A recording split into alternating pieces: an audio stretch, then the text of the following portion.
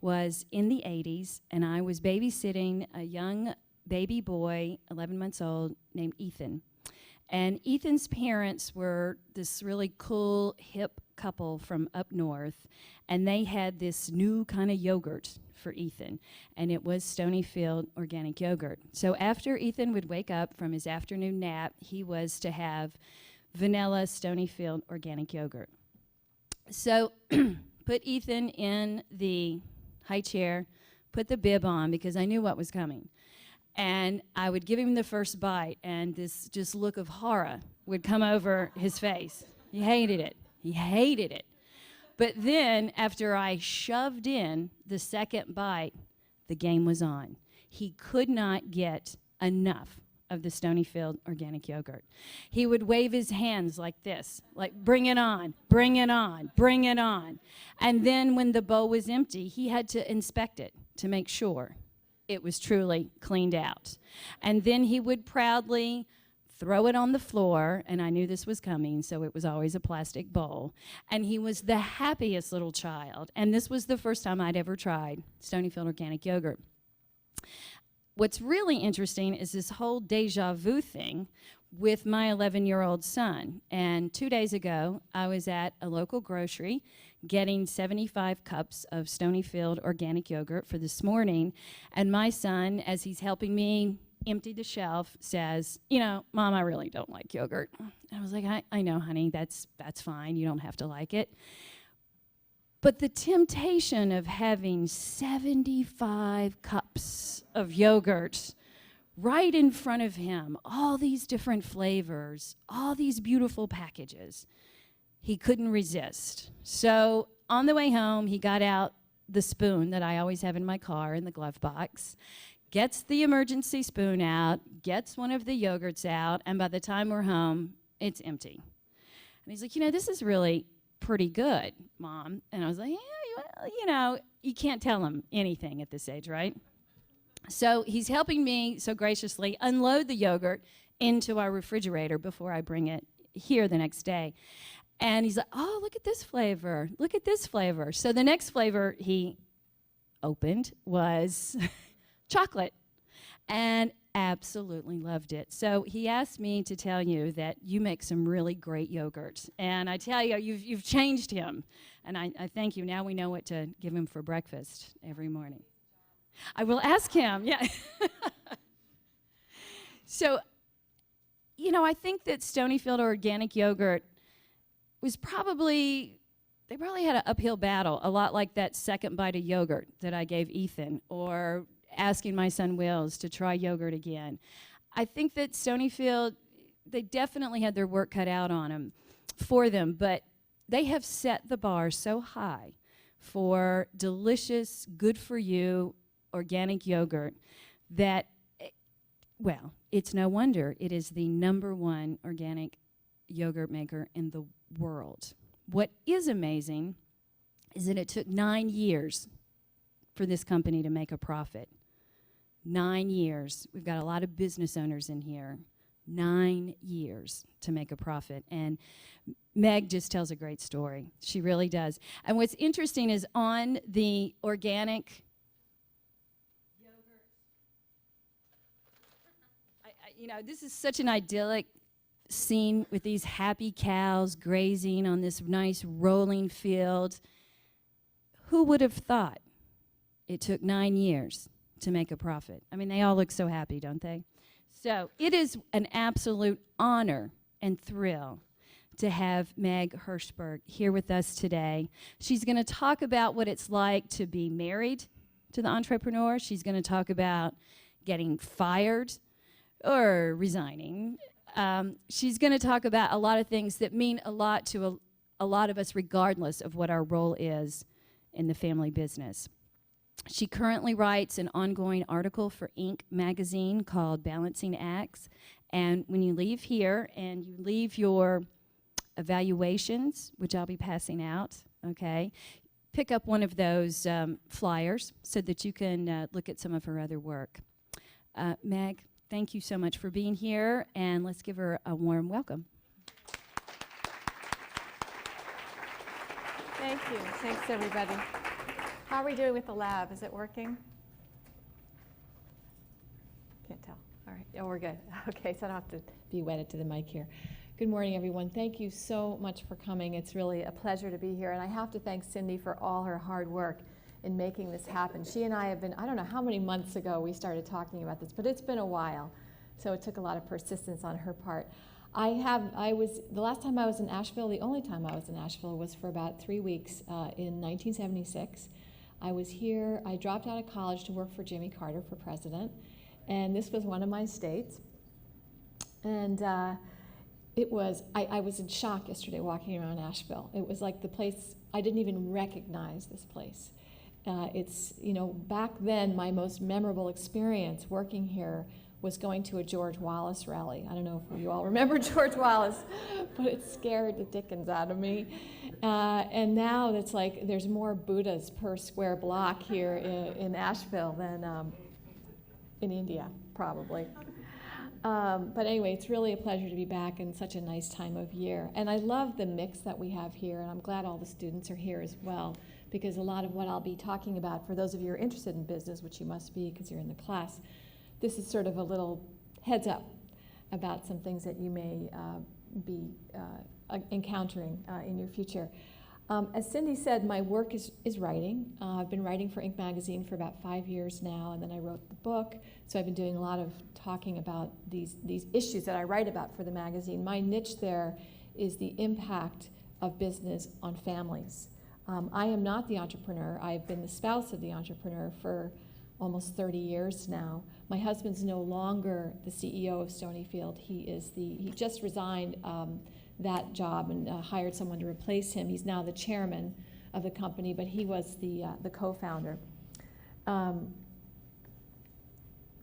So my column and my book really examine what it's like when a couple is married to a business as well as to each other. And I have very much, as I said, lived most of the topics that are in my book. Fortunately, I haven't lived the divorce chapter. That's the one thing that I haven't. Fortunately, I hope I never will. But I wrote the book that I wish that Gary and I had 30 years ago. We would have been able to avoid a lot of headaches and heartaches along the way if we'd had a heads up.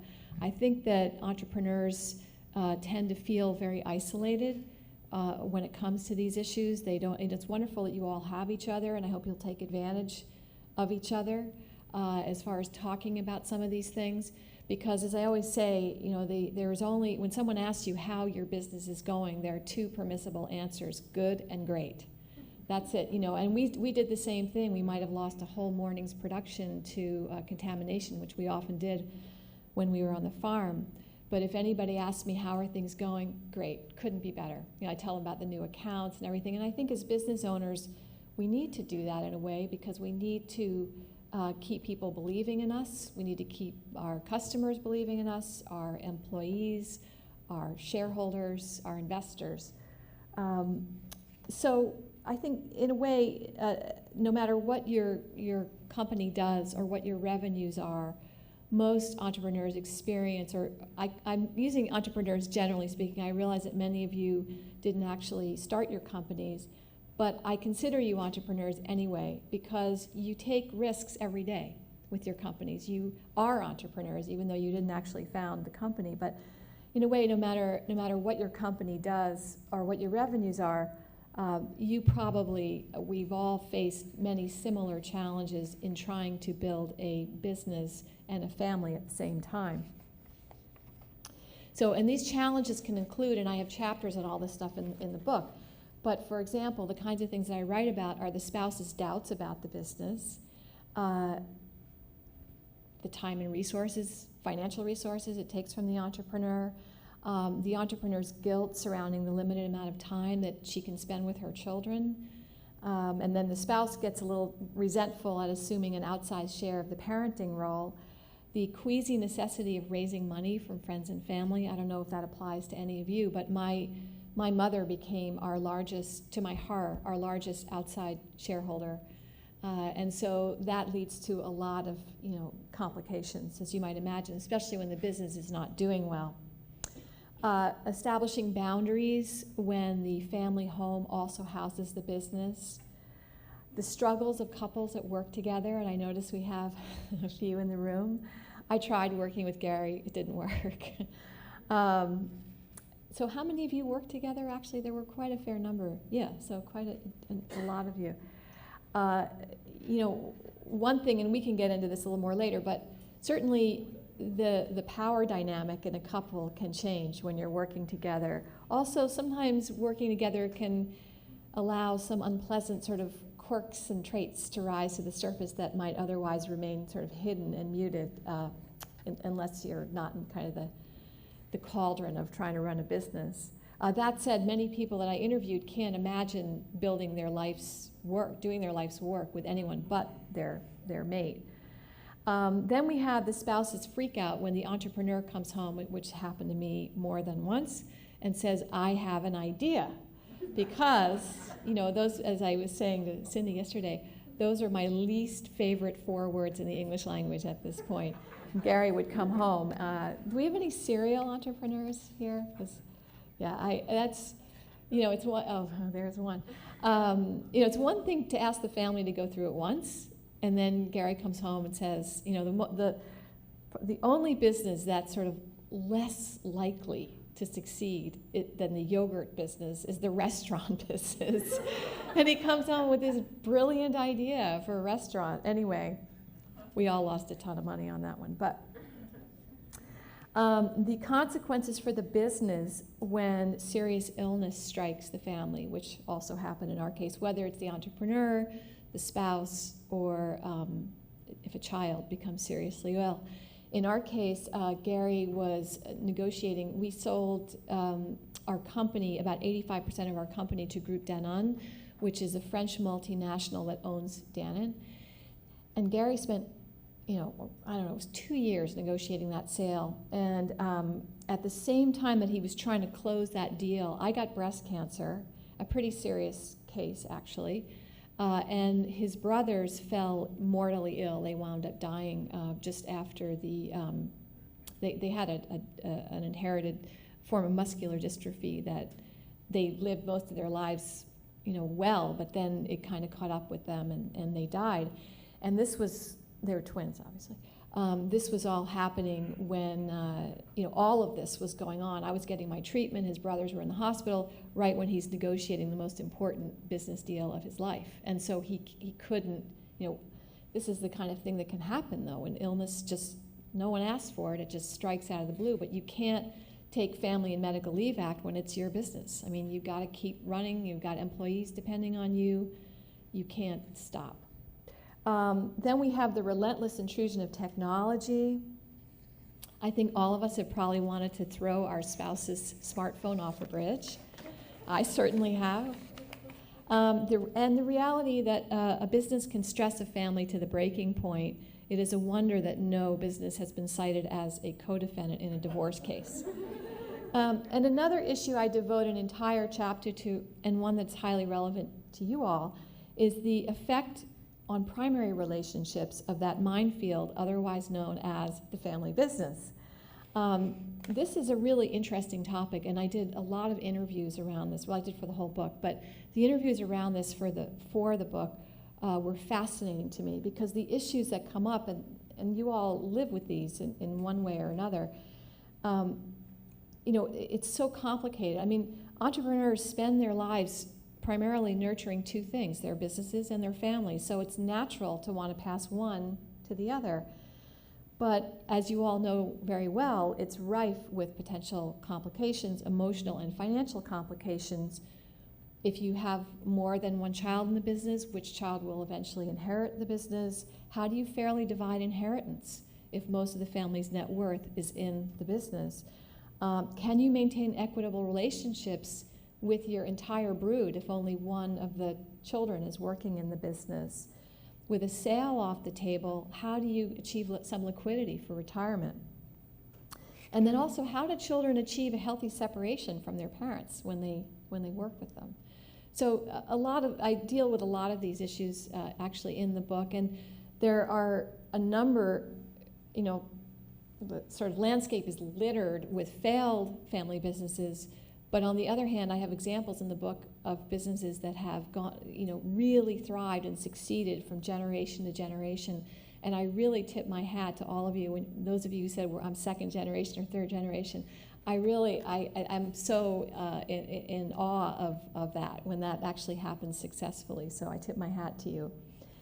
The problems that arise with all of this, or the mines that are laid, to use that analogy, they're never a result of bad intentions. They're just usually, almost always, a result of just not being conscious of our effects on one another as we're pursuing all these dreams. What I try to do in the book and in my columns is give people a vocabulary and an understanding of some of this to allow them to actually talk about it with their parent or their spouse or their child before this stuff reaches the boiling point. And again, the wisdom in the book and in the columns is distilled not only from my own experience, but I interviewed about 250 entrepreneurs, spouses, and children for the book. So, and one thing I like to point out is none of this is exclusive to entrepreneurs. I mean, there are things that set business people apart from others: the financial risk, the obsessiveness, the workaholism because you own it and you're identified with it, and the fact that you can't walk away. But most of what I write about really applies to anyone who's got a lot of passion in their life and is trying to figure it all out.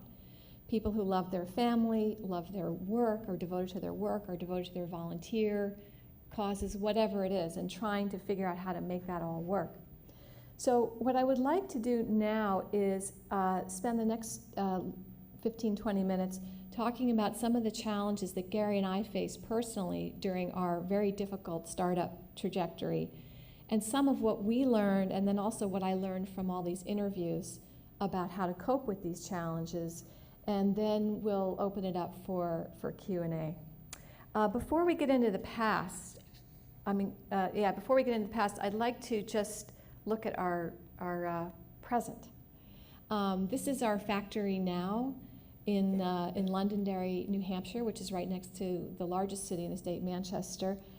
And the company does now about $370 million in revenues. It is the fourth largest yogurt company in the United States, and as Cindy said, the largest manufacturer of organic yogurt in the world. But it wasn't always like this. As she mentioned, we had 9 years where we didn't make any money. This is when we were located on the actual farm, Stonyfield Farm.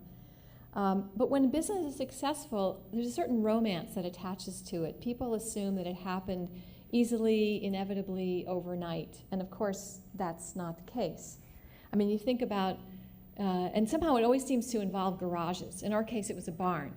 But think about it, seriously, Ben and Jerry, scooping ice cream and in a garage. And I think Bill Hewlett and Dave Packard and Steve Jobs all started in their garages. I was trying to figure out, what is it about garages? I thought maybe that's because that's where the spouses are not. So that's probably what's going on with that.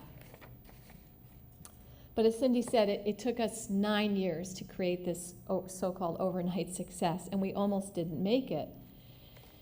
And again, no matter what the size of your company or your growth trajectory, I would wager that you have had and probably continue to have your own dark nights of the soul that Gary and I went through, that we lived through for so many years. If you're struggling with any of these issues, after my talk, you'll certainly have the comfort of knowing that you're not alone. And most of the letters I get from entrepreneurs and spouses say that, like, I'm just so glad to know we're not alone. And you'll almost certainly have the satisfaction of seeing that wherever your personal lives are at and wherever your business, however well businesses are doing, they're doing a whole lot better than we were doing back then. It would be hard to be worse off, actually, than we were back then. So, welcome to our story. It all started innocently enough. I met Gary in 1984 at an organic farming conference. And they only had, at that point, Stonyfield was located on this farm, Stonyfield Farm, and there were only 3 flavors. And so it all kind of started sweetly. This is down at the Princeton Packet. I was living in New Jersey at the time. And it was all kind of fun, to help him sell his cool product. And I liked the product, and it was all fun. until it became real. And it became real when I moved up, after Gary and I got engaged, I moved up to this dirty, spooky, freezing, dilapidated 19th century wood-heated farmhouse in the middle of nowhere in New Hampshire. This is what it looked like 10 months a year, I'm telling you. It's like it was always winter there. And it was my move up to Stonyfield that made me realize, gee, I'm not just marrying a man, I'm marrying a business too, which was a little shocking to think about. These are our partners, Samuel and Louisa Kamen. We shared the farmhouse with them, and as you can see this is a diagram of the farmhouse and the barns. The area in blue is where Gary and I lived. On one side of us were all the offices, on the other side of us was the Kamen's apartment, and next to them was our tiny little yogurt plant. And then we had barns, which originally had the cows, and then we sold the cows, but then we had chickens running around. And you know, it was a crazy place to try to produce yogurt at any scale. And this is our first truck, and as you can see, you know, to manufacture yogurt at scale, you need a sterile environment, because the process of making yogurt is you kill all the bacteria in the milk by pasteurization. Then you introduce your own bacteria. But here there was just bacteria everywhere. So you can tell from looking, it was one big soup of bacteria. So we lost a ton of yogurt to contamination, which is one reason that we weren't profitable while we were at the farm. We used to truck it off to all the pigs in southern New Hampshire. They lived off our stuff. Fortunately, they weren't paying customers, but. This was our early production. You can see everything was done by hand. Even the filling there on the left and the capping on the right. Then eventually we bought this really broken down, funky yogurt machine that was really always breaking. But still, as you can see, a lot of the work was done by hand. When I moved up to Stonyfield, and I do devote a chapter to spouses working together, because this is not what I wanted to be doing, but this was the family business. So, and this happens a lot with spouses, is you just kind of start, quote unquote, helping out, because it's the family business and you want to help and you want to make it successful. So I went to work in sales. I mean, I was a lit major in college, like I did not belong selling. And I also went to work in the yogurt factory, which was the hardest job that I have ever had, bar none, and I've had plenty of hard jobs. But for example, I mean, our production, our livelihood depended on doing this correctly. But just to give you a little example of how funky it was, when I asked Samuel, our partner, who was our yogurt meister, how do I know when to take the yogurt out of the incubator? Because you add the bacteria, you put it in the incubator for, it varies, 5 hours, 6 hours, depends on what the cows have eaten, depends on the time of year. Seriously, it's very variable. And I said, well, how do I know when to take it out? And he was from Brooklyn, and he answered, I'll never forget what he said. He said, it's easy. You pick up a cup of yogurt, you turn it on its side, and if it falls like the White Cliffs of Dover, it's done. So this was the precision on which our yogurt company was built. Things changed when we got a bona fide factory, trust me, but in those days, that's what was going on. And this was a scene that got played out many times, which was Gary digging out the milk truck. We lived up a mile-long dirt road. This farm was up a mile-long dirt road, and that road was either icy or muddy. It was one or the other. And it got to the point where our suppliers refused to come up. They would call, they got, they figured out what was going on, so they would call us from payphone, it was pre-cell phones, from the local town, and they'd say, you want your cups and lids, you bring a truck down and pick them up. We're not coming up that road. But the poor milk guy, there was no other way to offload the milk. He had to come up. And this happened all the time. To me, it was just a perfect metaphor, English major here, for our business, because we were always digging ourselves out of ditches, financial, literal. And then when that didn't work, we'd have to call the tow truck, and the poor guy. I mean, it was such a mess. In spite of all of this, somehow we decided, we're teetering on the edge of bankruptcy. Everything is crazy. We thought, this is just a grand idea to start having a grand time to start having a family. I don't know, I think we needed people to dig out trucks or something. I don't know what we were thinking. But it does lead to the one good thing about living at the farm, which was, this was literally, somebody asked me, there must have been something great about living at the farm. And I really had to think about it. And I came up with one thing. And that is the refrigeration compressors. They were so loud, like, I don't know if any of you have been near refrigeration compressors, but they're really loud. And I had 2 children at the farm, and when they screamed, we discovered if we put them in front of the compressors, it would stun them into silence. This is true. And so when he got like this, we would just stand in front of the compressors, and it got to be, buggy and stuff. He was born in May, and in June, bugs, mosquitoes, and everything. So Gary taped the compressor. It's a true story. We used to play it in our little apartment. And it would just, friends would come up for a nice weekend in the country, this idyllic thing, and they'd walk into this house like, and then Gary, of course, came home, and he said, "I have an idea. We could sell this. We could market this. This might be our only successful product." Eventually, we did move off the farm. This is our first home. And I put this picture in to complete our family. I have 3 children, 2 sons and a daughter. But really to show you a picture of my mother, because we always say Doris saved the company, and it's really true. There would be no Stonyfield without my mother. She became, as I said to my horror, our largest outside investor. And I will get into that a little bit more later. This has been, now those early years that I just talked to you about, they don't even show up here. They're like they're on the left side of this because we were just flailing and losing money. But this starts, our first really profitable year was 1991, fiscal year 1991. And that happened, our profitability was absolutely coincident with our moving off the farm and into a bona fide production facility, which was a tiny version of what I showed you earlier. That big factory started out just as this little factory.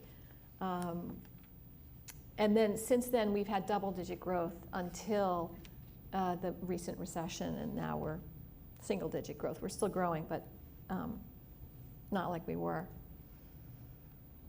This is our personal growth curve. This is my family now outside our home in New Hampshire. It's actually a couple of years old, but this is us. And yeah, this goes back. Looking back now, it's easy for us and for company literature to romanticize that era, what I call the bad old days, as the time, and I think it still says this on our website, the time when we had 7 cows and a dream. This gets back to that sort of romance around successful businesses. It is, after all, the American dream to have a vision, a goal, a passion, a mission, and to bring it to life. It's amazing that we live in a country where we can actually do that. I don't take that for granted for a moment. But I just want to pause for a minute to look at the reality of that dream and of doing that. Let's see if this works. Yeah. Stonyfield survived and went on to thrive because Gary and Samuel were persistent and determined, and they got up every single day to do the entire scary and depressing thing they'd done yesterday all over again. Scary and depressing because, as we've said, we weren't making money for the first almost decade we were in business. As Gary says, in the early years we had a great business, just no supply and no demand. Other than that, it was just great. So romantic it was not, and those early years put a lot of strain on us financially and on our marriage. Our life at the farm was chaotic and more than a little pathetic. We had a revolving door of employees and no privacy since there were just very thin walls, and I actually gave birth at the farm twice, and the poor employees had to listen to my labor pains, which was uncomfortable for all of us, let me tell you. And I was always freezing. It was so cold on that hilltop. I used to try to wrap myself around the wood stove just to try to get as much surface area close to the heat as I could. And it became a little tricky when I got pregnant, because then I sort of bump into it. And literally, I should have saved them because like all my maternity dresses got singed from that.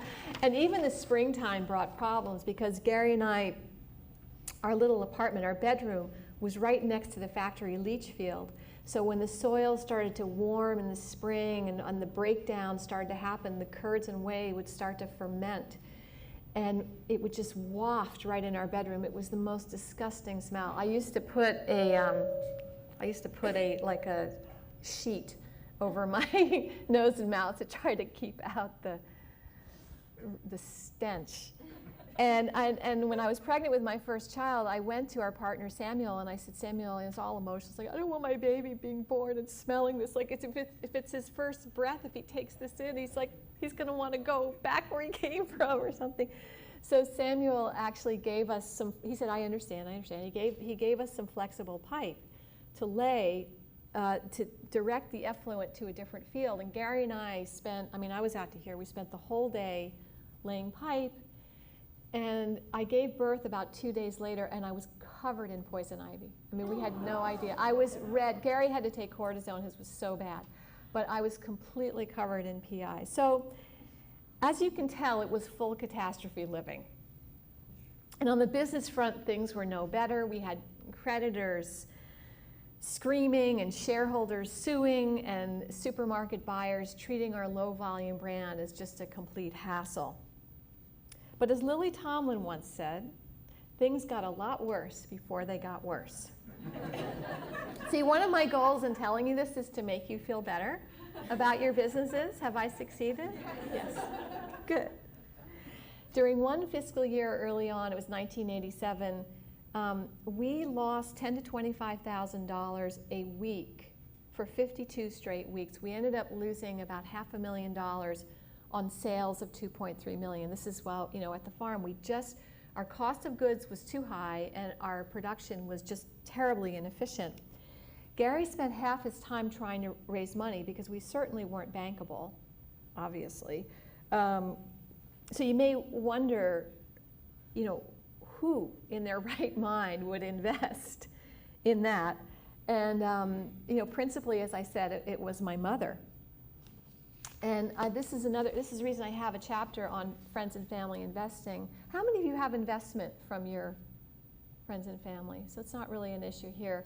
But it's, they are the low-hanging fruit for people who are just getting started, who can't get VC money and can't get bank money or even an SBA loan sometimes. But risking the money of loved ones on such a dubious venture became this constant gnawing stress in our lives that frankly only got relieved when Gary made that deal with Danone and we were able to get everybody out, get everybody liquid. But until then, it was just, even when we were profitable, it was hard to carry that burden. It's literally true that when Gary, he would call my mother, usually on a Wednesday night before Thursday payroll, and ask her for another investment or loan, and I would call her on the other phone and I'd say, Mom, don't do it. I mean, this is the position we were in because and he knew I was doing, if I was wise to the fact that he was calling, he knew that I just did not want her to invest anymore. I was terrified about what if we lost everything, which it looked like we were going to, what would be the effects of that on my mother? I mean, this wasn't play money for her. She was depending on this for her retirement. On my brothers, I have 3 brothers, would they resent Gary and me if we lost all my mother's money? So it gets very, very sticky. I do think that as much of a strain as it is to have friends and family involved, it also, Gary's fear of losing that money is, I think, part of what kept him going when otherwise he might have wanted to stop. And venture capitalists know this. That's why they usually insist that you have friends and family in first before they're willing to invest, because they know you don't care about them, but that you'll do anything not to lose the money of loved ones. Frankly, there were times when I wanted to go bankrupt. I wanted to just kind of wave the white flag and said, okay, we tried, didn't work, let's start something new. It was, the financial risks that Gary was taking, I was just completely uncomfortable with. I got to the point where I thought both Gary and my mother were crazy. I mean, literally, these are people I'm closest to in the world, and I'm looking at them both thinking, you're both nuts. Recently, I read a great quote by Woody Allen, which was, "Confidence is what you have before you understand the problem." And I thought, these people, they do not understand the problem. It's like the more yogurt we make, the more money we lose. What am I missing here? What's in this equation that I'm missing? And I think in 25 years of being around, or almost 30 years now, of being around entrepreneurs and their families, I think this is typically the case with couples, that one person, i.e. the entrepreneur, is more willing, is more comfortable with risk than their mate. And that may be true even for you couples who work together. You probably have different risk tolerances. You're not always in agreement on what's worth investing time and money into. I became very jealous of my friends with regular paychecks, paid vacations. They were starting to buy homes. I was desperate for a mortgage. I was desperate for a thermostat more than anything, really. Gary often quotes Winston Churchill's line that success is the ability to move from failure to failure with no loss of enthusiasm. And by that definition, he was he was a great success. I really was a failure. I had lost all enthusiasm for what we were doing. And I think most entrepreneurs launch their businesses, or even those of you who have not launched your businesses, but you're still running your businesses and still taking entrepreneurial risks, you are aware that you're taking financial risks, but usually entrepreneurs seem to underestimate the personal risks that they are taking in terms of the stress on their marriage and their families. And that really leads to the central message of my column in my book, which is that business is never just about the entrepreneur. Whether or not you work with your family, it's always about the family too, always. The family is always sucked into the vortex of any business. And the entrepreneur's spouse is put in a delicate position. Again, if you work together, the dynamics are different. But if you are just married to an entrepreneur, you're not connected with the business in that way, you're put in a delicate position.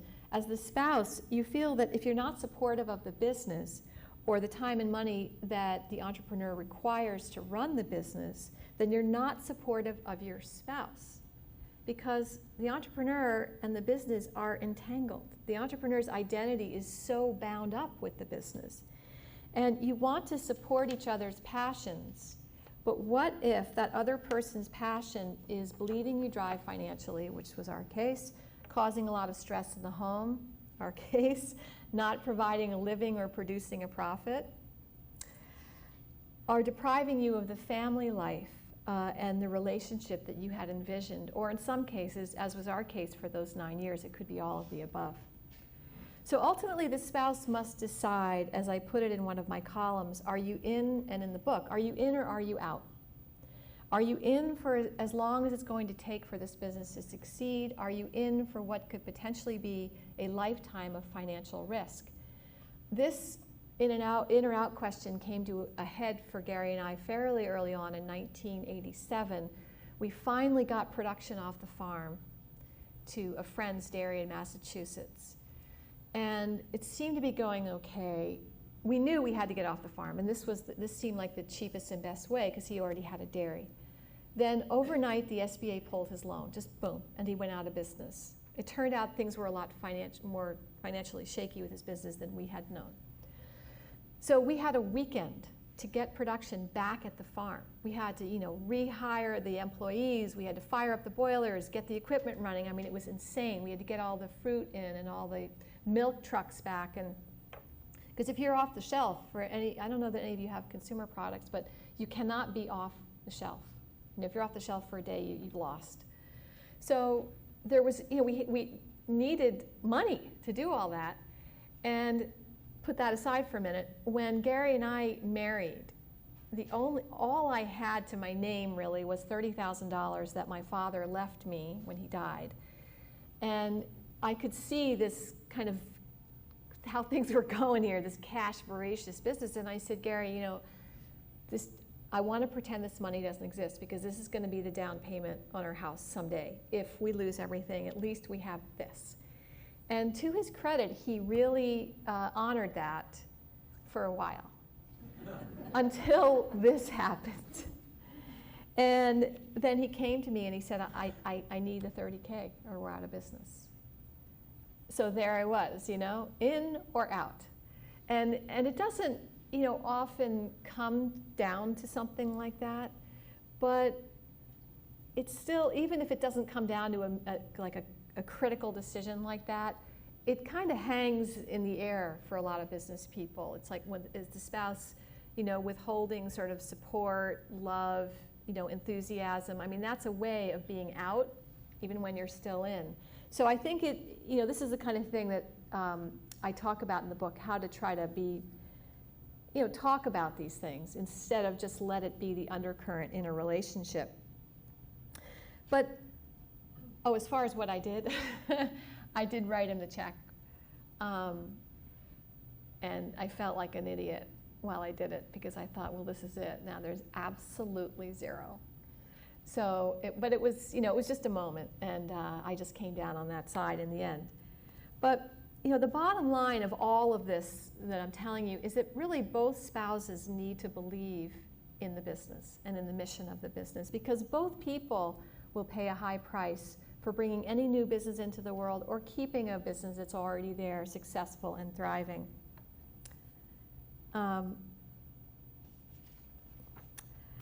Because you're all business people, I thought I would do a flow chart. This is really about when people start businesses, but again, it applies to the ongoing entrepreneurial nature of all of your businesses. And this is a dynamic that happens.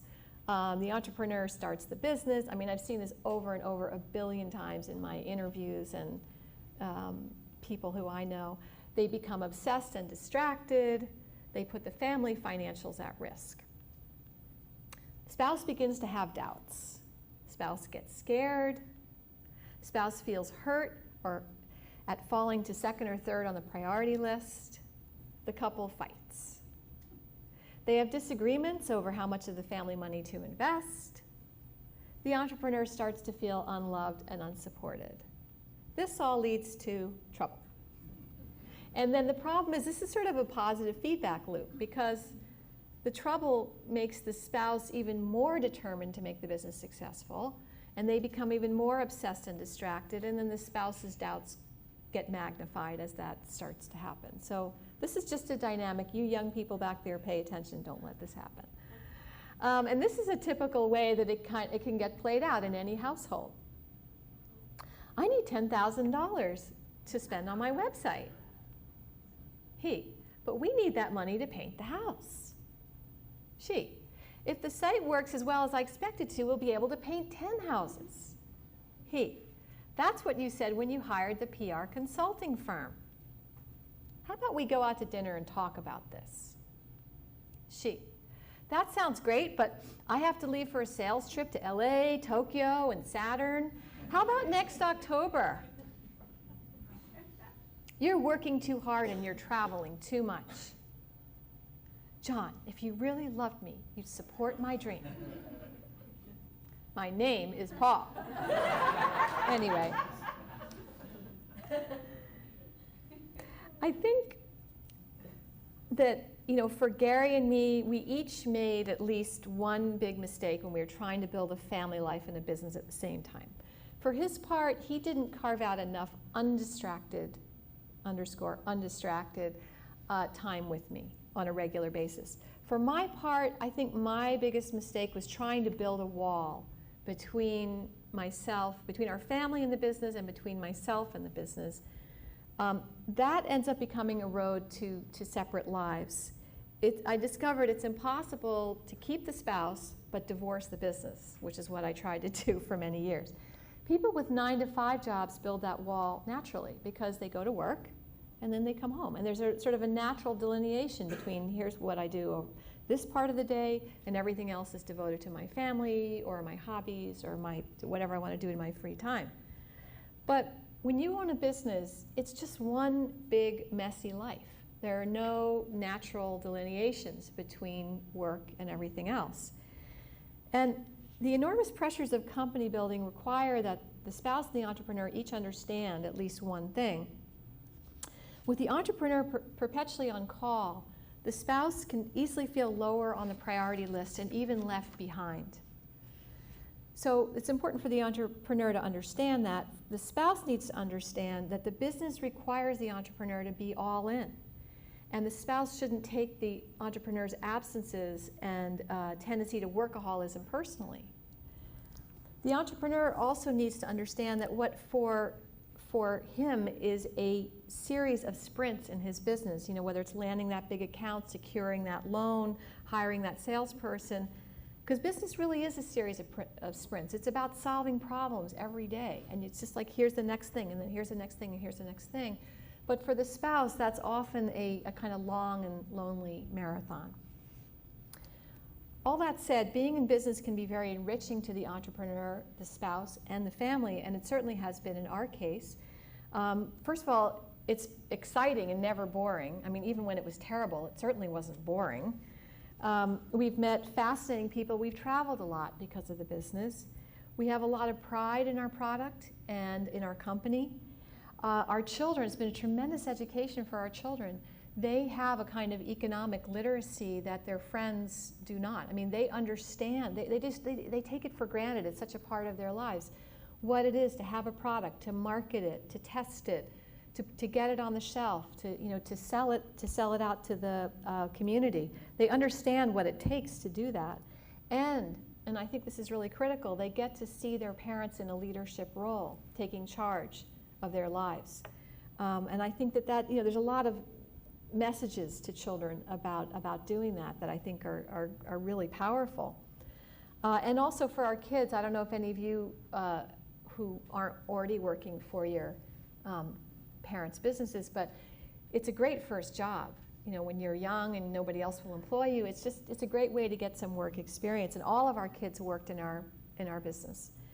So really, ultimately, the goal is to maximize the ways that business can enrich family life and to minimize the negatives.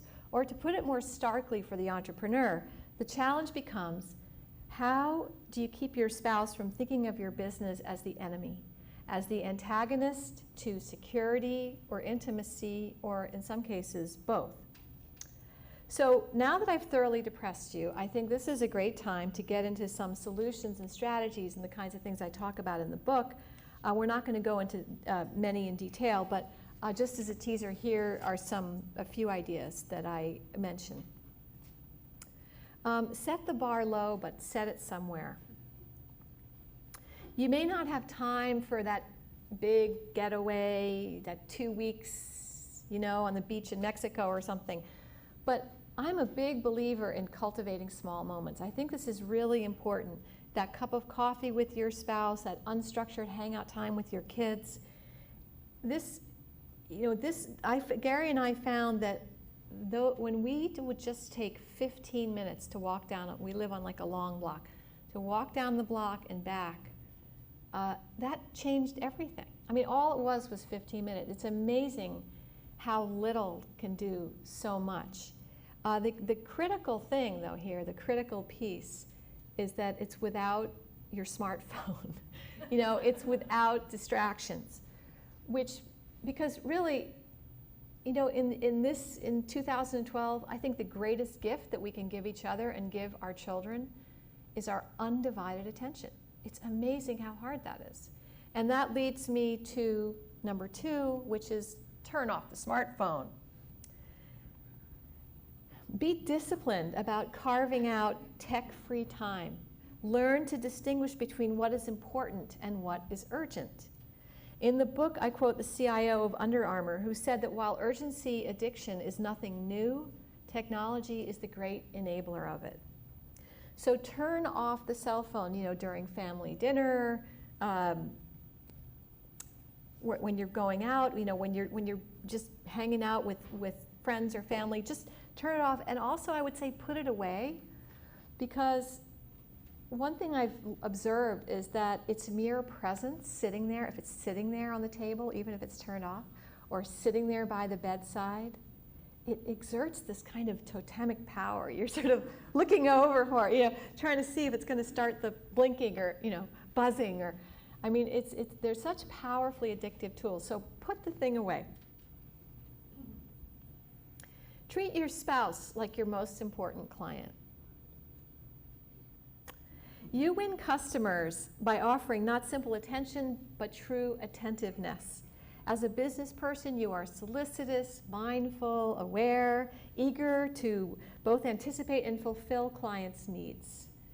So think of your spouse as your number one life client. And remember to court him or her with a thoughtful gift, a just because hug, morning coffee in bed. Make it clear you want to keep his business or her business too. I remember, just a little aside, there was a time many years ago when Gary was talking about things with Al Gore. I don't know if he was the vice president then or not. Anyway, it had to do with environmental stuff. And I remember, being in the room where he picked up the phone and he was, Senator, Vice President Gore, or whatever, very, sweet and unctuous and everything. And he'd hang up the phone and say, so, to me, it's like, wait a minute. Like, I want you to be as nice to me as you are to Al Gore. You don't even know Al Gore. Like, I am married to you. So, anyway, that's when I thought of this one. Take vacations. I know I earlier suggested setting the bar low, but not when it comes to vacations. You don't need to go far or for long, but make economies elsewhere and take those trips. Vacations are what saved Gary and me, honestly, during those insane years. And we didn't have money. It's not like we were flying off to Cancun. But even just getting away for a night somewhere, it refreshed us for like a whole week. It's just amazing how much you can recharge when you change your venue. I mean, certainly for us getting off the farm, but really anybody just getting away from your daily stuff, physically removing yourself, and hopefully doing things you enjoy in a place that you enjoy. But figure out how to make that work. It's so easy for business people to skimp on this, to think, I can't leave my company, I don't have the money, there's always a million reasons. Just do it. I feel very strongly about that one too. Decide what you're going to discuss. This is sort of a tricky one because you want to be able to discuss everything with your spouse, but you have to be sensitive that the other person may have limits about what they can hear. Certainly Gary and I, we got to the point, it was very hard to discuss anything. Don't sugarcoat what's going on in the business, but understand that they may have a different risk profile than you do. So you may want to, sometimes I advise people saying, well, okay, we're not going to, if the business is going through a rough time, we won't talk about the business per se, but we'll talk about new accounts or new ideas. Like find areas of things that you agree that you can actually talk about without, your blood pressure going up. For Gary and I, we became like the three wise monkeys for all those years when we were at the farm, because after a couple of years of just an endless stream of bad news, I just couldn't hear it anymore. So basically, I covered my eyes and ears because I didn't want to hear it anymore, and he went along by covering his mouth. I don't recommend this as a way to be. It was an emotional survival strategy for us. But it's, you wind up, when you do this kind of, we resorted to this because it was the best of a series of terrible options. But you do risk leading sort of separate lives and the entrepreneur shouldering their burdens alone and not being able to talk to the person who they're closest to about what they're going through. Befriend other company building families. Company building can be lonely for both the spouse and the entrepreneur. If you're feeling anxious and unsure about your business, other entrepreneurs can provide a safe haven. They will understand what you're going through and they won't judge you for it. I have interviewed a lot of people in Entrepreneurs Organization. I don't know if you all are familiar with EO, and they run all kinds of great programming for entrepreneurs and they do all this stuff. But every entrepreneur I've ever interviewed who's a member of EO, they only talk about one thing, which is these groups that they put them in. I think it's a maximum of 10 entrepreneurs, between 8 and 10, and they meet religiously monthly, and they can just let their hair down. And they can just talk about anything, and no one is judging anyone. Everyone understands what the other person's going through. There is such great comfort to be had in doing that. Work together for a cause. Even if you're not business partners with your spouse, it doesn't mean that you can't collaborate on a venture that matters to you both. And this is true with children, too. Work in a soup kitchen together, bang nails for Habitat for Humanity, organize a fundraiser, launch a nonprofit, identify opportunities and ways that either you personally or your business can participate in the community. And I think it's really enriching to the couple, especially if you don't work together, you have a cause that you're sharing and that you're working together for, and it's obviously a great model for kids. Visit your family's universe. Talk to your spouse.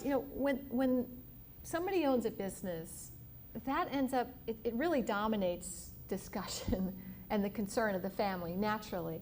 But make an effort, if you are the business owner and you don't work with your spouse, make an effort to talk to your spouse about the things that make up her day. Better yet, join her at a conference, read one of her students' papers, play audience while she rehearses a presentation. You will understand each other better. Likewise with children, most parents try to attend their children's events to avoid getting notes like this one that we got, which my daughter, I have this in the book because I don't know why I held on to it, but this was a 4th grade concert at my daughter's school, and they sent these things home, announcements for the concert, and their little things, where and what to dress, arrival time. And then it said, please leave jackets with parents or in cubbies. And you see my daughter underlined like 10 times the word parents. And she wrote, actually, I would not add plural because daddy's not coming. So she, this is the kind of thing that makes business owners feel so guilty. Because of course he was out of town for a lot of these events. But in the end, but that said, parenting is not just about attending recitals and soccer games. It's really important to just hang out with your kids, use the car time to talk with them about things. It's really helpful because you're not looking at each other, and especially if you have adolescent children, they talk a lot more freely if you're not actually looking at them. Other entrepreneurs I spoke with really strongly recommend weekly or at least monthly family meetings, where everybody sits around and talks about what they can do to make their family life better. And the parents, say what they can do too. It's not just about the kids doing the dishes or not fighting. Ask your family to visit your universe too. Even if the spouse doesn't routinely work in the company, he can run a booth at a trade show, sit in on a board meeting, go along on a sales call. This applies to children too. I know I've talked with business owners who take their kids out of school once or twice a year and have them be at the office.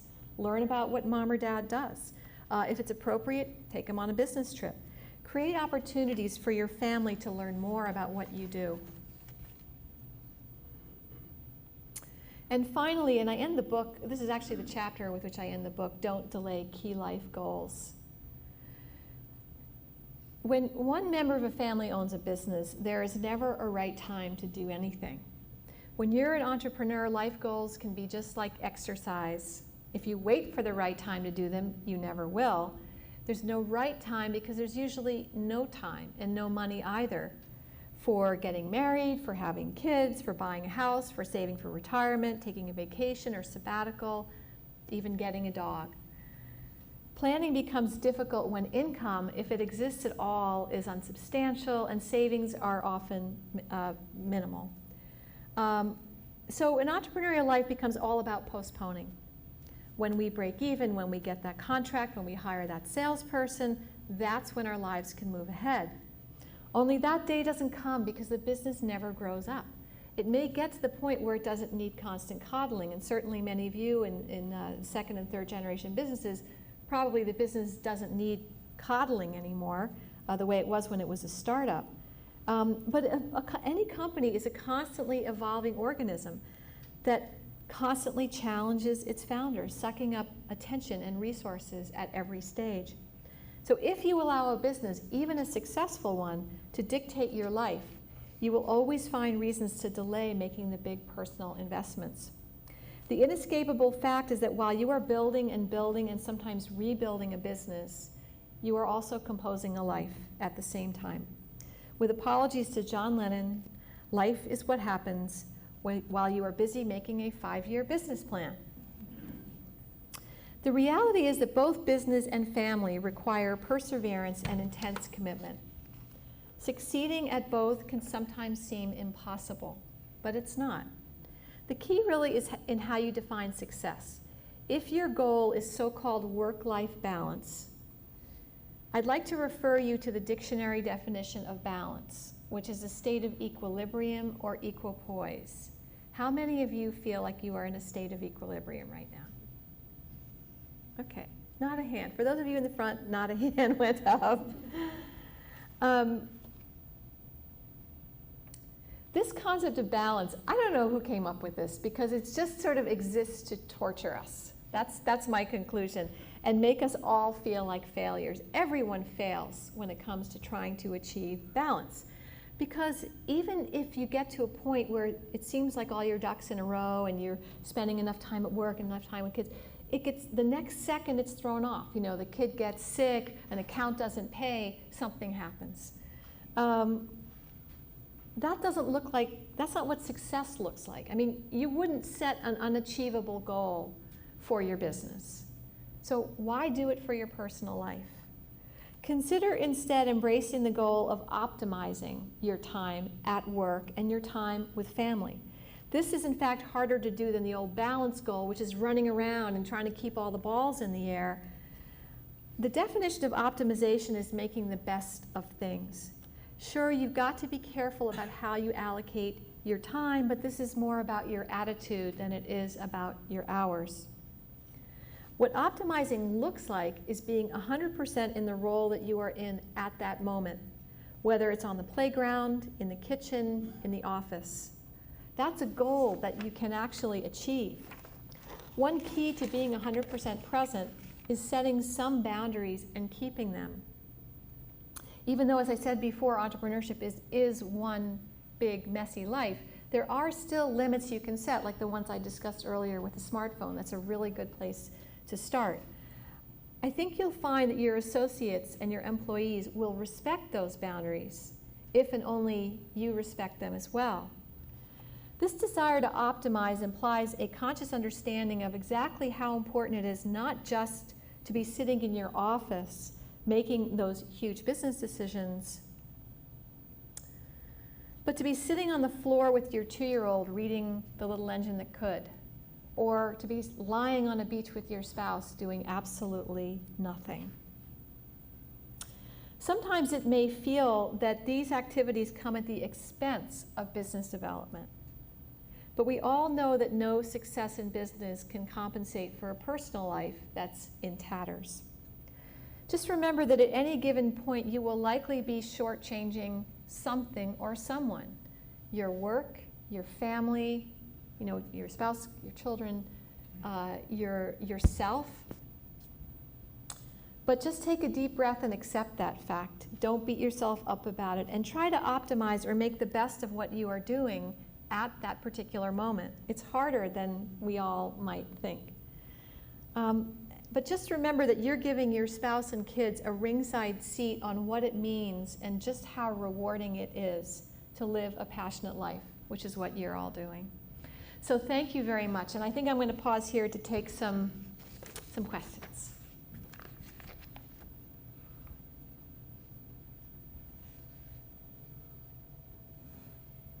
Meg, I've got a question. Sure. And you touched on last night at Malaprops about I'm doing this all for you, and speaking with your children, and as you explain through guilt why you weren't at that recital, and you made a really good analogy about what they're choosing sometimes, and I think that was really valid. Would you mind to just expand a little bit on that? Wait, sorry, rephrase that a little bit? Instead of I'm doing this all for you, what the child really hears is I'm doing this instead of you. being Yeah, with you. yeah. So could you just talk a little bit about the balance and how to step away or include the child so that it's not either the business or the child? Yeah, I mean, it's a great question. That's why one of the longest chapters in the book actually is about children and business. And, I was at my magazine, Inc. magazine, we had a conference a couple of weeks ago in Phoenix. And this woman came up to me and she said, I felt so badly, my 4-year-old climbed into bed with me and said, Mommy, I want to color, when it was in the morning. And she said, the woman said, I can't, I got to get up, I can't do it.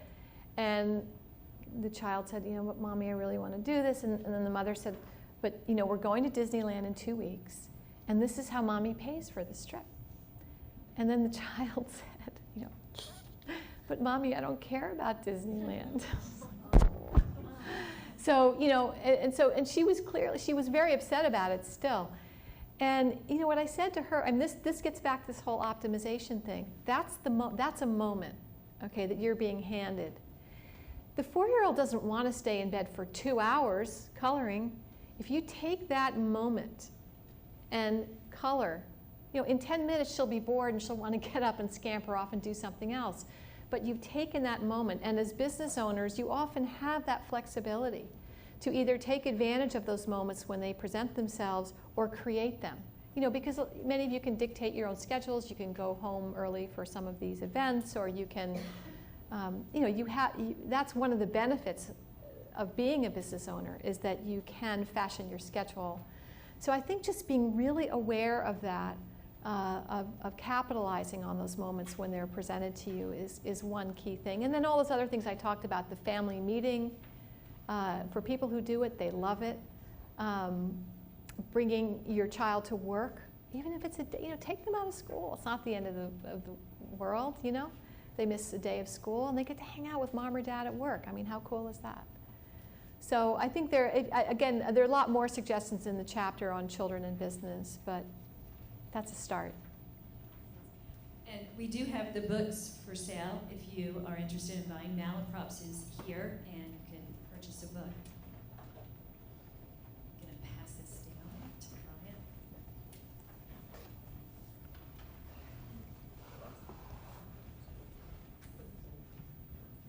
Brian. Hi, Meg. Hi. Do you think the sale of or the majority sale of the interest to Danone was made easier or more difficult because of the challenges you faced in those first 9 years? What do you mean? How so? In terms of, a lot of people look at it and say, oh, thank God we're out of it. Oh. Or do you say, oh my gosh, this was my child and I went through hell and back to raise it? Do you think it would have been easier or harder had the circumstances been different through the growing pains? Yes, both, all. I think, certainly we went through a lot, but it did make, I have to say that on the upside, it made getting liquid all the sweeter for us, not just for us. We had, when those checks came in, those people who invested in us during those dubious years, my mother, I mentioned her, she's very comfortable in her retirement. She set up a trust for each of her 10 grandchildren to put their college is completely paid for through these trusts because of her getting liquid. We had the most touching for Gary and me was a dairy farmer. I mean, you know how dairy farmers live hand to mouth. And there were times when we just couldn't pay this guy.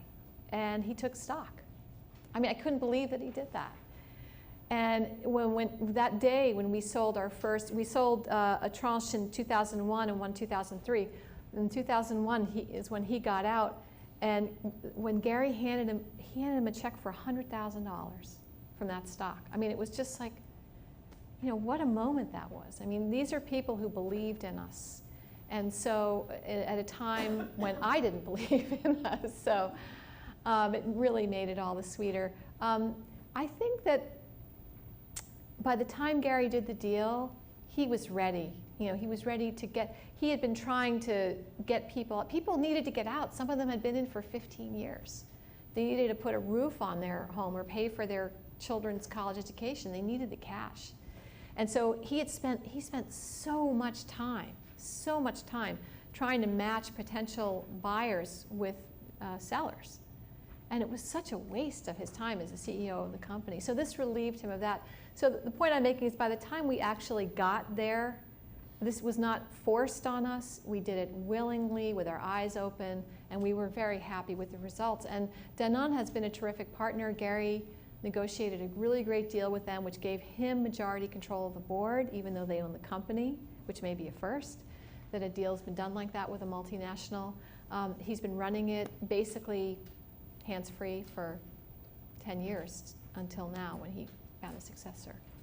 So I'd say, when it's forced on you, that's when it's tough. When you go and seek it and it's a natural culmination of what you've been doing, then, it was not with a heavy heart.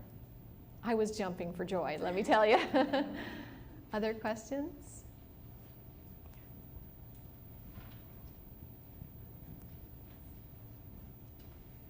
Do I need to turn this on? Just hold it close. Oh, okay.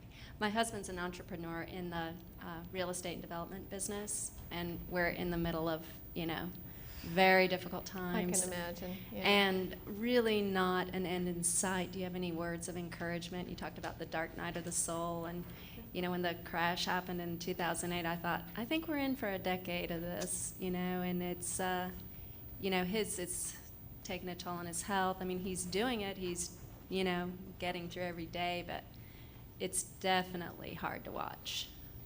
I'm sure it is. I think in terms of him, it would be, again, I really advise connecting with other people in his situation, making friends with other families, either all of you, to be frank about the stuff and talk about it together. There'll be such relief in that. So that because one thing, when your business isn't doing well, you feel like you're screwing up in your own special way, and other people seem to have figured stuff out that you haven't figured out. Why is that other real estate company doing well and I'm not doing well? And I think there's a lot of self-blame and doubt that starts to happen that's toxic to your health, to everything, your psychological and your physical health. So I think to the extent that he can combat that, by seeking others out, it will be useful for him. In terms of, there is that really delicate decision about when to get out, when to say, I've tried. I would have done it with our business. In the 80s, I would have done it, right? And that doesn't mean I was actually wrong. I mean, it turns out I was wrong. But at the time, the data would suggest that this was extremely dubious. That is a really tough call. And it's too bad that there's no way to peek into the future and to see. Obviously, you're dependent on some forces beyond your control. So it's hard to know what's going to happen with that. So as far as when to say surrender, that's a really personal decision that he has to make. If he sees signs out there, and again, this is where networking and talking to other people in his field will help him, because they'll share ideas. Well, what do you think? And this is happening. And is this a what is this a sign of? And I think he'll have. It's good to collaborate at moments like that. But I feel for you. Yeah. I'll say that I really feel for you. It's hard to watch, as because you're not in control. You're just watching it unfold, and there's just a serious powerlessness, feeling of powerlessness that comes with that. That's not healthy. So try to have some fun. Take vacations, even if you can't afford them. Yeah, one of the things that when I saw your slides, I thought, well, we've done some of those things. So I feel like he's doing the best he can, but yeah, we'll get through it. There are times. I was saying this last night at Malaprops when I spoke there, when you just endure. Whether it's in a marriage or in a company, there are just years or time, months, could be years, when you're just trying to get by and you're just trying to survive. And understand that you're kind of hunkered down. It's not going to be great. It's not going to go necessarily well. I mean, we were hunkered down for almost a decade. So, I don't recommend that, but, you can get through. Thank you. Good luck.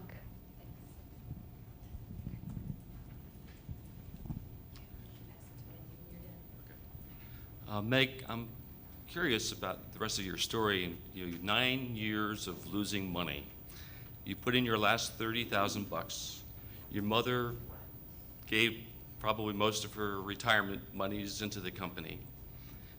My first question is, what changed? What happened to the business that changed it from a loss to making money? My second question, when that happened, what happened to your relationship with your husband and your mother? Those are great questions. What happened was we got the production off the farm and into that facility that I showed you earlier on, but obviously that was, that's 200,000 square feet. I mean, we were in a tiny factory, but it was a real factory. And as I was saying last night, there was this reassuring vista of stainless steel. It's just like, oh, this is a real factory. And we stopped losing so much to contamination. Our production was efficient. We weren't double, triple, quadruple handling product. I didn't believe in the business fundamentals was my problem early on, because I just thought our cost of goods was always going to be too high for us to really make it. But as we grew, we got off the farm, we got into a factory, and as we grew, costs go down with bulk purchasing, and I mean, all kinds of things happened to put us in a great trajectory. That said, and so we started making money, I think it was the third quarter after we were in the new factory, so it was pretty quick. And I remember both Gary and I seeing the numbers and thinking, there must be a mistake. And then the fourth quarter, it's like, again, we were running in the black. It's just like, wait, there's something wrong with the numbers. Let's go back and reanalyze the numbers. There's something wrong. We were so shell-shocked from losing money for a decade that we just couldn't believe we were actually profitable. But we were, and as you saw from that chart, it just sort of took off from there. As far as our relationship, that's a really good question. I still think, all these years later, that Gary takes way too many risks. He's started other companies I didn't believe in. He's invested in some companies I didn't believe in. So we still have that tension around risk. But I have to say that I think I came to admire him more, because it did work, it did pay off, and his persistence and determination I talked about earlier, those are really admirable qualities. I'm not so keen on the risk thing, but having this vision and having the gumption to just get up every day in the face of utter disaster and keep going, I think is really admirable. So yeah, I'd say that's one thing that changed. Obviously, as soon as we got some cash finally, the tension in our household, I mean, I could pay my bills. I used to, when the Visa bill would come, I would make a copy for Gary. I pay the bills in our family, and I'd give Gary a copy of the Visa. I couldn't pay the Visa bill, and I'd make him a copy and give it to him, and I would write, like in big letters, "Help" on the top. Like, maybe, think we could send in some yogurt coupons? Like, maybe they would take that. And just being able to pay my bills was just, and the first thing I did, even though at the time, given mortgage interest rates, it didn't make sense, I insisted we paid off the mortgage on our house. I said, because that was always a big thing for me. That was where losing that 30K was just so devastating to me. It's just like, I don't care if it doesn't make sense. I don't care if we'd make more money putting it in a CD. I don't care. I want to own this house. So I think there are things that come into play, from having been sort of traumatized. But yeah, I think let me put it this way. I wrote a chapter on business failure in the book. And the reverberations of business failing are intense for the entire family. And I'm really grateful that I didn't have to experience that. But there's no question that it puts a lot of pressure on a relationship, especially when the spouse didn't really buy in from the start, like was my case. And you have to figure out, like I interviewed this one couple. They ran a business for 30 years out in San Francisco called Just Desserts. And it was a very, very well known in the San Francisco Bay Area, very well known dessert company. After 30 years in business, they made a couple of mistakes. They went into frozen and they opened up a new plant and they went bankrupt. You know, there they had been, they were a fixture in the whole community. People knew them as the Just Desserts people. They had worked together in the business for 30 years, and suddenly there was nothing. And I mean, it just, you imagine how much it rocked their lives. And so I asked the woman, Gail, no, what did you guys do? I mean, how did you handle that? And I talk about it in the book, in that chapter, but she said our instinct was, what they did was they had met at a campground in Northern California. And as soon as they tidied up all the legal, loose ends from the bankruptcy, they got in the car and they drove back to the campground. And they camped for a week. And she said we reconnected with the people who we were before all of this happened, and what brought us together in the first place. And then now they've picked up their lives. They both have jobs. He's actually started another company, which she refuses to co-sign any loans for. But they kept it together. So I think that's what's, and I think had Gary and I, had we lost the company, honestly, I don't know what would have become of us personally.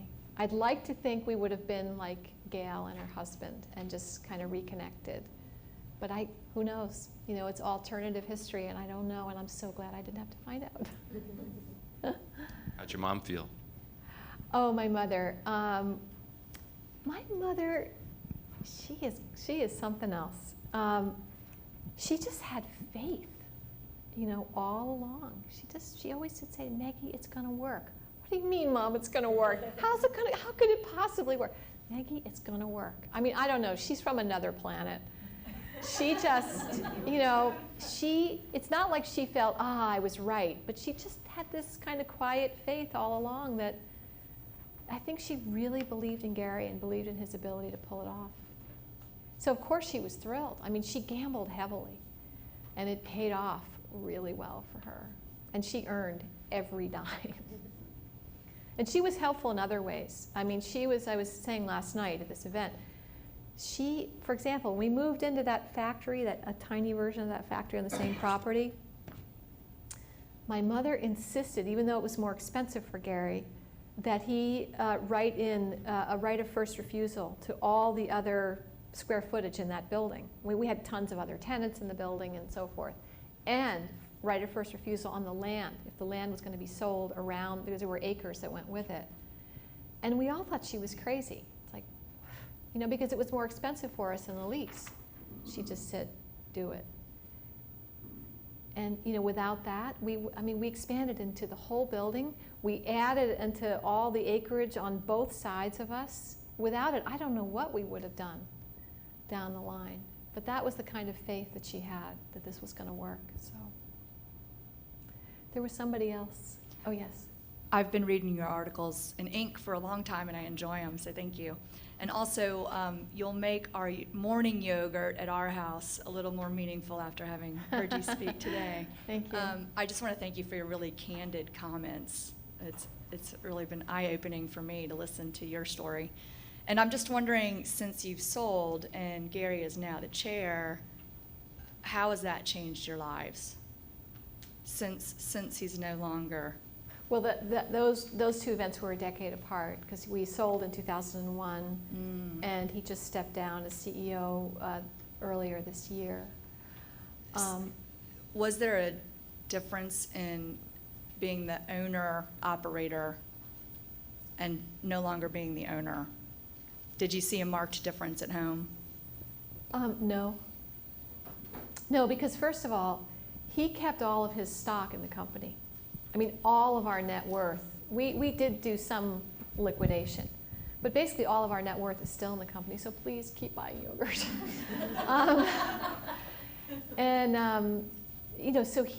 But also, this is the thing, it's not just about money. I mean, from the very beginning for Gary, it was about mission.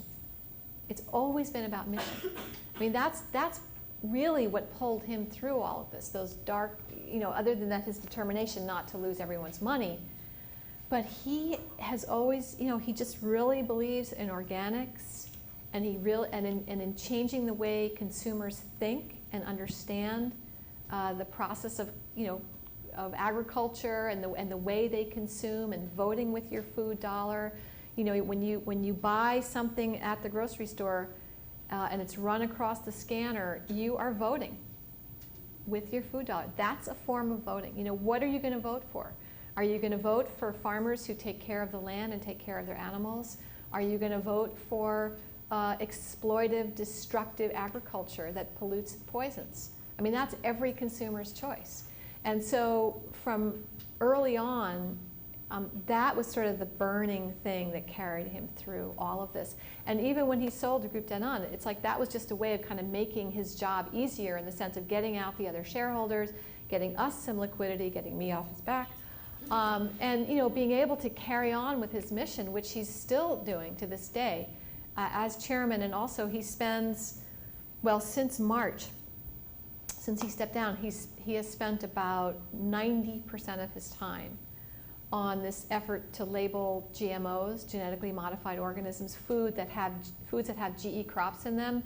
You may be familiar with Prop 37 in California, which is on the ballot for this November's election, which would force companies to label their products that have GMOs, which is basically all the corn and all the soybeans and all the processed food in this country has GMO. But people don't know it. And when you sample consumers, overnight it's like 92% say they don't want food with GMOs, and they have no idea. So you can imagine that Dow and Monsanto and the Grocery Manufacturers Association are spending millions in California to defeat this. And by telling consumers it's going to cost them more money, it's going to, you know, their food bill is going to go up, it's total nonsense. There's nothing to back that up. The GMA, just this is a way aside, but the Grocery Manufacturers Association, which is this big, you know, huge organization to represent all the supermarkets and people who sell food, they said this is defeating Prop 37 is their #1 objective for the year. Mind you, 2/3 of Americans are overweight or obese. 1 in 3 children is going to have juvenile diabetes. 1 in 2 minority children born after the year 2000 is going to have diabetes. And this is their #1 priority? You know, it's just astonishing. So this is the kind of stuff, and by the way, Prop 37 started out with 70% approval rating in California. It's down to like 50 something. I mean, they're winning this battle. We just hope that we don't have the money to fight them back, but the last thing they want you to know is what's in your food. And so that's why we've been all about transparency and organics, and that whole mission. You know, and Gary and I were united on that. I was running an organic farm when I met him. So we've been into this stuff since the 70s. And, you know, I mean, I really supported what he was doing conceptually. It was just the business that I had a problem with. But we've always been united about mission. And I do talk about that a little bit in the book because, you know, people have asked me, well, does mission justify what you went through? Whatever your mission is, doesn't have to be our mission, you know, whatever your mission is, it could be just to make $1 million.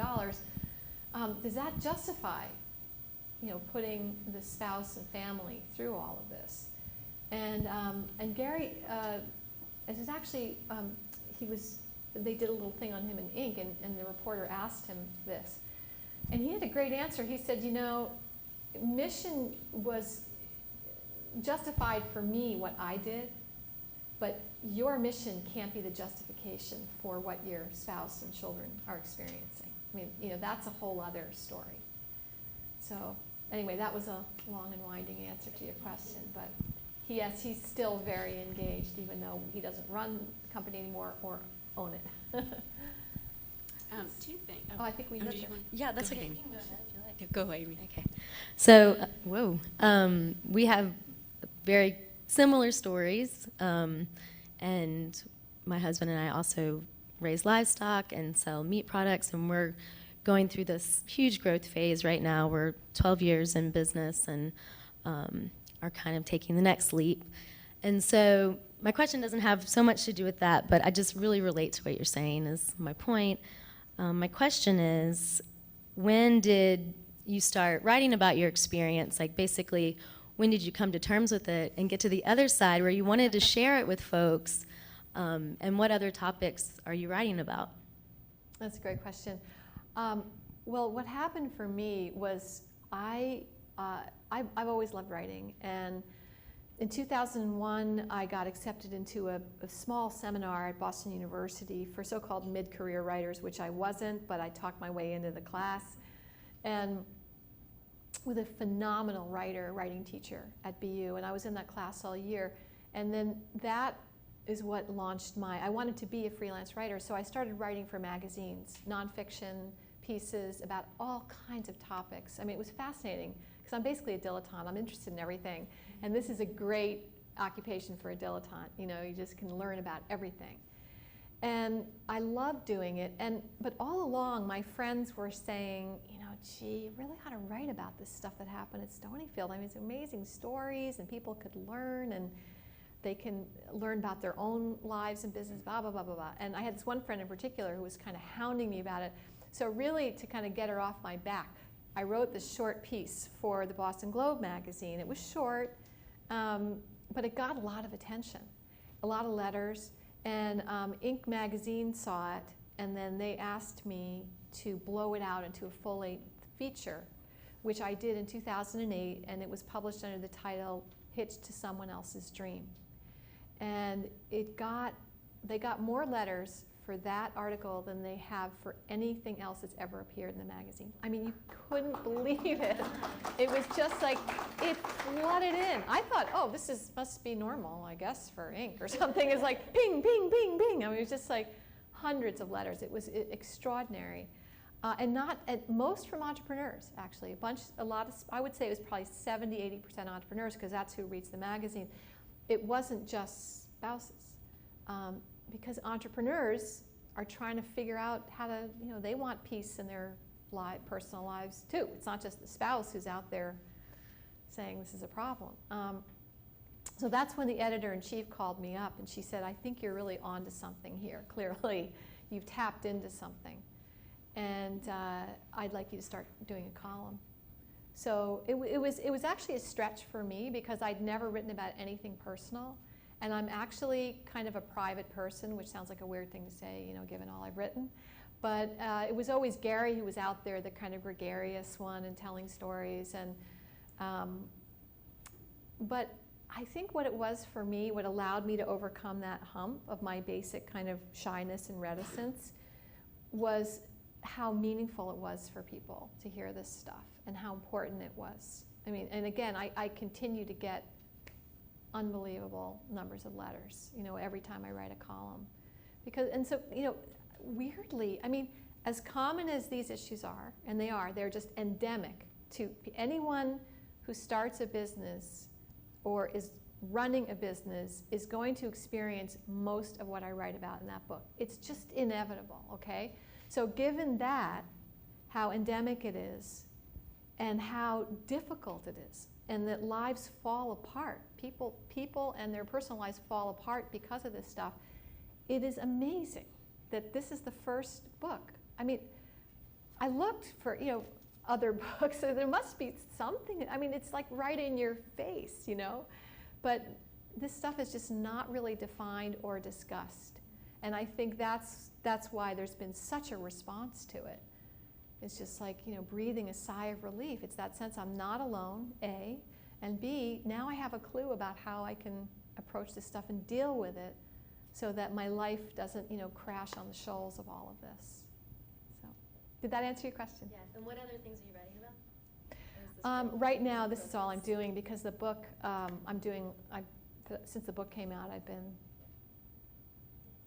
on the road a lot. So I look forward to yeah, reading it. thank you. Please let me know. My address is on the book, my email address. So I'd love to hear from you as you're reading it. So. Well, I guess I just want to invite you and Gary back to Asheville. I'm kind of surprised you haven't been here since, what'd you say, 1976? Jimmy Carter, yeah.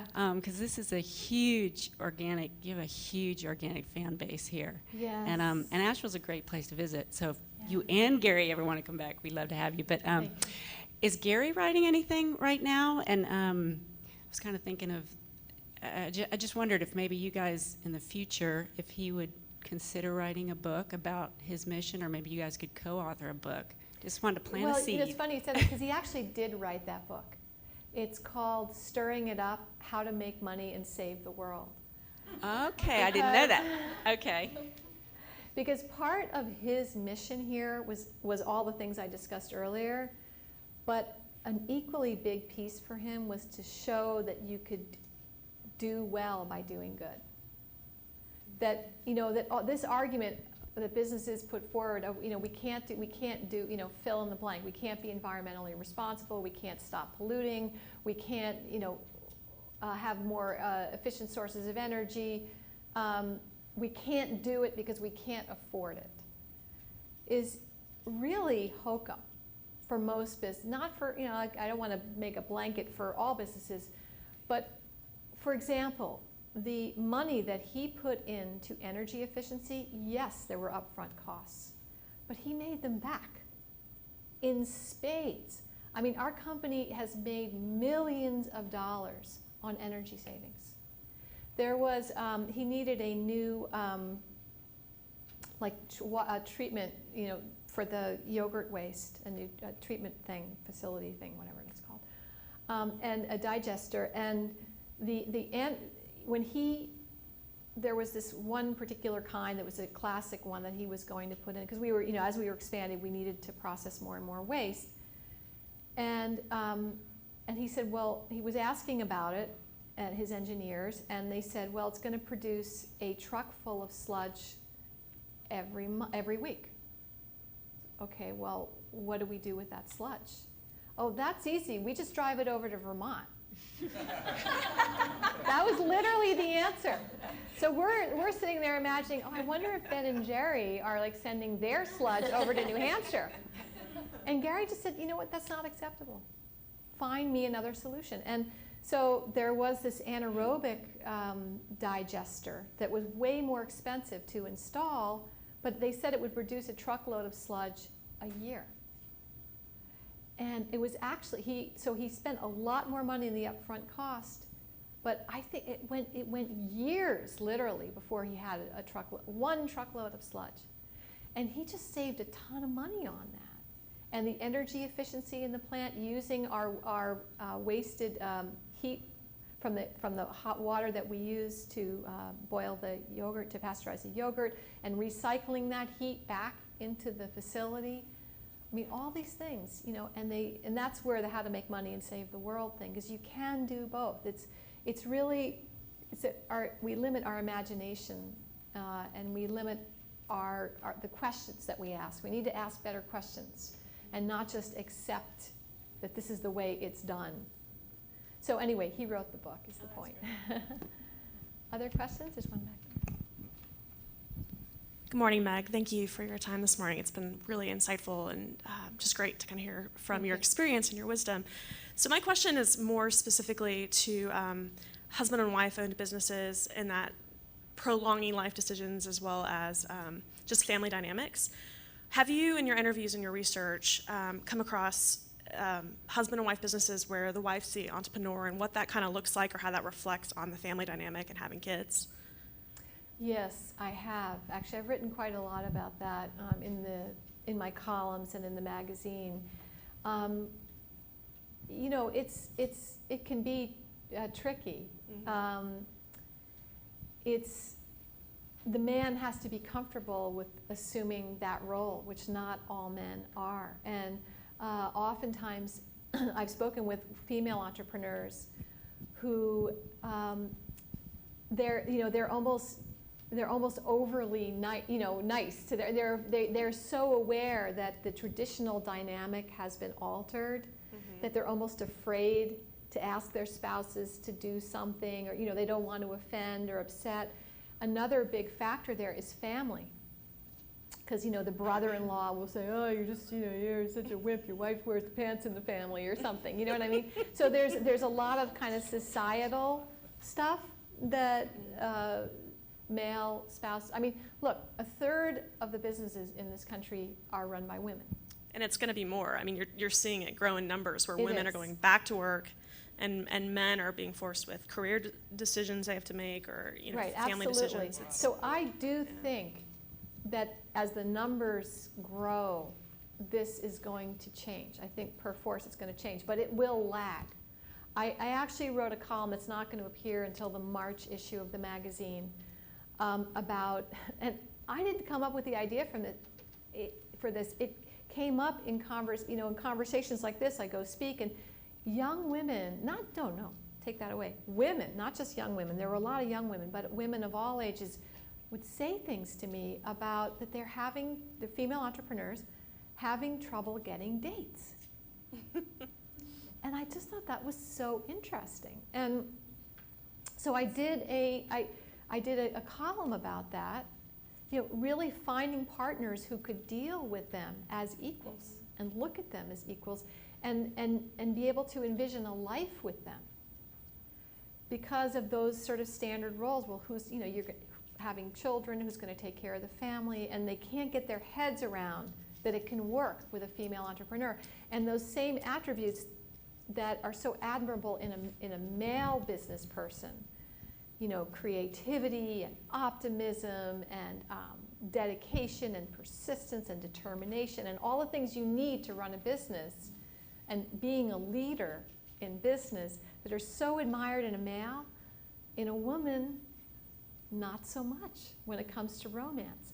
So it was interesting to see that is lagging, in spite of the fact that women are starting and running more and more businesses. And I do think it will change over time, but there certainly is a cultural lag. I mean, we're talking about deep cultural stuff that goes back, and not just in our culture either. I mean, it's tough stuff to upend. Sounds like it might be the topic for your next book, actually. Well, the opinions and the advice that's out there is, we'll just have kids and it'll make it work. Or if you're a business owner, I hear all the time, well, you know what? You guys can both be part-time at work, and you can both be part-time at home. And we don't have kids. We don't have kids yet. That's been delayed. But when you hear that, but when you hear that, if you own your own business, you realize that you're not just working full-time. You're working all the time. So the idea of both people being part-time is not a reality. Exactly, and so it's not I think a reality. there's advice that's not out there for this topic, and Yes. I'm seeing this grow with my female friends. And this is a cultural shift that's happening, I think, faster than the culture can actually figure out what to do with it. Exactly. So. I completely agree, and it depends on, if you do want to have a family, and I recommend not delaying. I talk about a couple in the book. He's 34, she's 38. When I wrote that chapter a couple of years ago or a year and a half ago, and they were delaying, having children because of the business, and now I have kept up with them, and now she can't get pregnant, she's almost 40. So anyway, I just really think you got to go for that stuff if you want it. But that said, no, I absolutely agree. It's lagging behind. You have to be very realistic. In the chapter I have on women, on entrepreneurs and children. One woman who I interviewed, she runs a PR firm, and she just wanted to build it into the biggest thing. She was so excited about it, but she had a child, and she just realized, you know what? I'm going to delay that goal for a while, my business goal, because I'll be damned if I'm going to put my kid in daycare all day. So these are just the choices that you have to make. It doesn't mean you have to give up the dream, but you may need to cut it back. You may need to bring in a partner. Women entrepreneurs who have partners often can, there's stuff that they can start dividing up responsibilities where the woman, if she has a child, she can be doing accounting and other things that help support the business that don't require travel and things like that, just for the years where she feels it's necessary. I think, especially with women, we have to have the long view here. It can't just be about our goals for this year and next year. When it comes to having families, not just women, but really couples need to take the long view. Who's going to do what? Doesn't mean you're cemented into that roles. Doesn't mean that you're cemented in a position where you're going to set low sights for your business. But maybe for a while you will. Thank you. Appreciate it. Good luck. We have time for one more question? Okay. So I'm just curious, if you mentioned that your children had their first jobs with the company. Are any of your children involved with the business, or will they be? That's a great question, and the answer is firmly no. One thing very interesting happened when I wrote this chapter on children and business is that I interviewed my children, just like I interviewed anybody for the book. And it actually, you know, it hit Gary and me. It's like, why did it take me writing a book for me to think of, oh, it'd be a good idea to ask the kids, like, what's this like for them? It never even dawned on us. And they said such interesting stuff. It was fascinating, actually. My son's, in essence, I'm boiling it down. I do talk about it some in the book, and I interviewed other children of entrepreneurs too. My son's basically said, you know, it was okay that Dad was gone. I mean, he was there coaching our soccer games, and, you know, basically from their perspective, as long as they had a ball to kick and a roof over their heads, everything was cool. They had their friends, their toys, you know, everything was cool. My daughter, however, went on and on and on and on about, you know, I mean, you saw her little drawing up there. I mean, she, you know, she said, Gary coached her team too, and she said, you know, it was great that he was my soccer coach, but I felt like a recurring item on his Google Calendar. I didn't feel like he was just, you know, his mind is always ticking about business stuff, and you feel like, you know, you're competing with that all the time. And she, you know, she was very honest about it, and I put some of what she said in there. And I mean, she said that when she was young, she used to think what he did was really cool. This is one place where all my kids agree, I think. And they love, you know, Gary would bring home new products, and, you know, it's fun when you have an edible product too. But she said now, as an older kid, seeing the reality of his life, I don't want that. Like, I want to love what I do, but I don't want to be working 24/7. I want some limits in my life.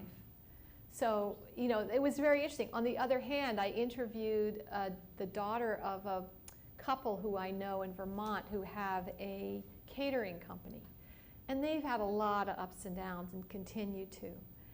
And I interviewed Wangane. Her parents are from Africa.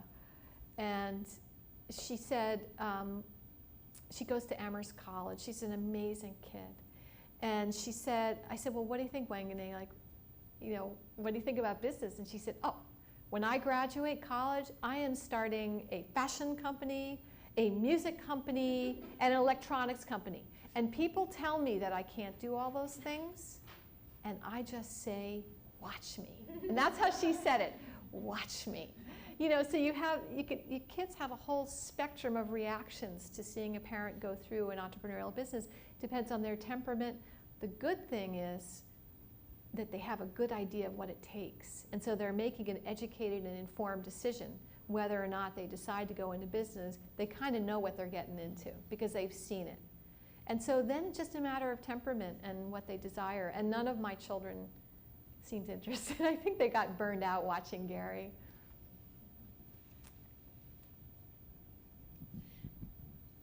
My husband and I laughed at each other when you said, decide what to discuss.